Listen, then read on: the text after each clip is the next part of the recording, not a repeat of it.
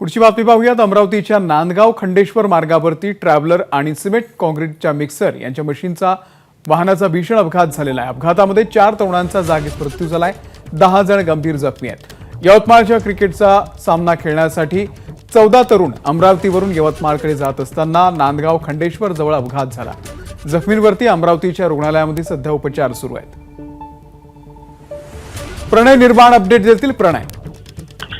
नक्की अमोल, खूप दुःखद घटना घडलेली आहे। आज सकाळी अमरावतीचे 14 तरुण ज्यांचं एक क्रिकेटचं क्लब आहे, हे यवतमाळ येथे क्रिकेटची मॅच खेळण्यासाठी हे सकाळी 7 वाजता अमरावतीवरून 14 तरुण एक वाहन जे आहे ते ट्रॅव्हलर ते बुक करून निघाले असतात।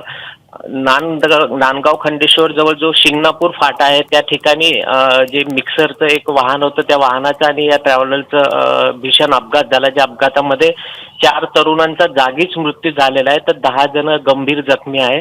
ज्यांना किरकोळ मार लागला होता, जे जखमी आहे त्यांना नांदगाव खंडेश्वर येथील तालुका आरोग्य केंद्र या ठिकाणी प्राथमिक उपचारासाठी दाखल केलेले आहे। तर जे गंभीर जखमी आहेत त्यांना अमरावती येथे रेफर करण्यात आले, ज्यांची प्रकृती अतिशय चिंताजनक आहे असं डॉक्टरांनी तिथे सांगितलेलं आहे। जे मृतक आहेत त्यांचं जे शव आहे ते नांदगाव खंडेश्वरच्या तालुका रुग्णालय या ठिकाणी ठेवण्यात आलेलं। मात्र अतिशय दुःखद घटना आहे, कारण या मुलांचं जे वय आहे ते 18 ते 25-26 वयाचे हे सगळे तरुण आहे आणि हे क्रिकेटची मॅच खेळण्यासाठी यवतमाळ जिल्ह्यामध्ये हे आज सकाळी पहाटे रवाना झाले होते। अमोल, धन्यवाद प्रणय दिलेल्या या संपूर्ण माहितीबद्दल।